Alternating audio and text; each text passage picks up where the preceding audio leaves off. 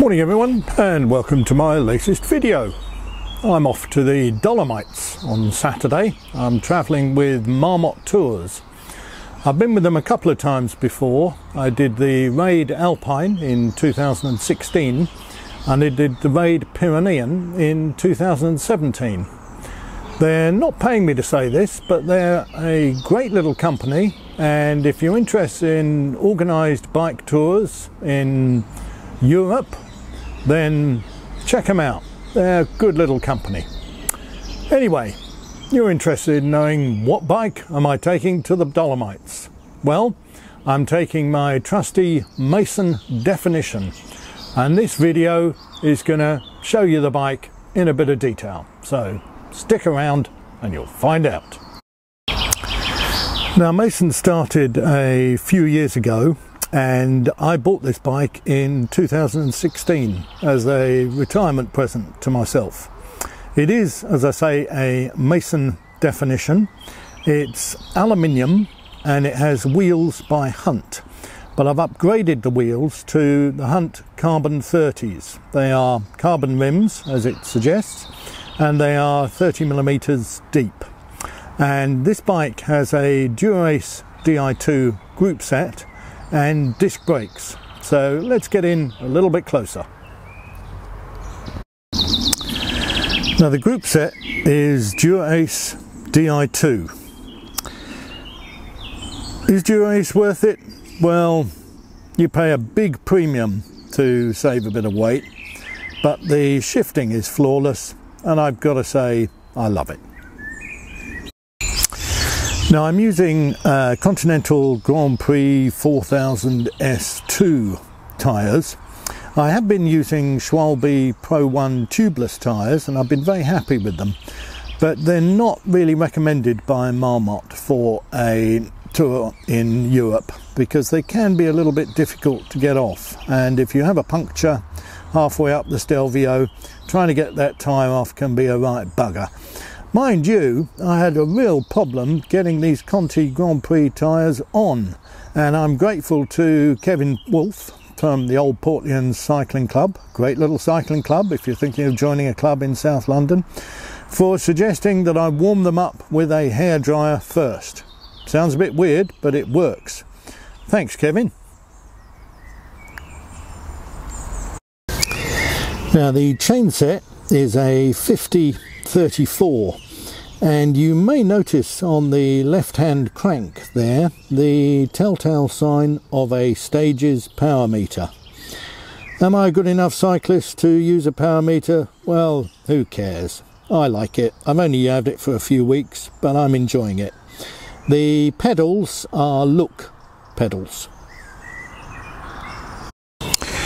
On the rear, I'm using an 11-32 cassette. I'm not ashamed to say I use the 32. It's great for spinning up the hills, just like Chris Froome. And it's a very beneficial thing to have in the high mountains. Now, you may notice that the rear derailleur is in fact an Ultegra rather than a Dura-Ace. It was Dura-Ace, but I had a little accident when I failed to unclip mounts out on a ride and managed to smash the rear derailleur. So I bought the bike with the Dura-Ace group set when I was still working, but a replacement Dura-Ace rear derailleur is very expensive, so I was happy to add a little bit of weight and go Ultegra. The top tube bag is a Topeak medium. I don't really like using top tube bags, if I'm honest, or any sort of saddle bag, because I think it spoils the line of the bike. But I want to take my camera and various other bits and pieces on this ride, so I'm going to be using the top tube bag. The rear saddlebag is a Topeak design.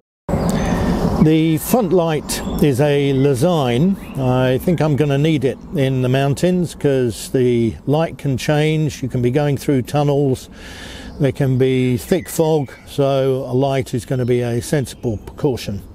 The out front mount is by K-Edge, and that's for a Wahoo. I use a Wahoo Element or a Bolt, depending on how I'm feeling, and I'm going to be taking both of them to the Dolomites. Bit of belt and braces there, just in case something goes wrong. The saddle is a Physic Alianti.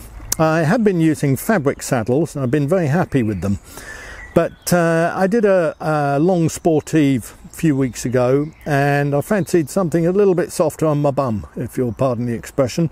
And the fabric is a great saddle, but it can be a little bit hard for a long ride. Bit more padding on the Alianti and I liked it, so I'm going to continue using it in the Dolomites. The rear saddlebag, as I say, is a toe peak, and that little rear light there is a lifeline. The Mason graphics, I must say, I do think look very attractive, and the blue colour, this frame set is called Lens Blue. They also do it in black, it's called Shutter Black. Mason seems to have a thing about linking their bike names to camera parts.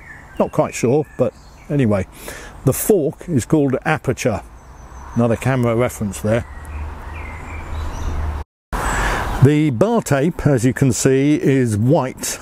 I know the purists will have a fit about that, but I like it. There's a close-up of the very attractive front badge on the Mason.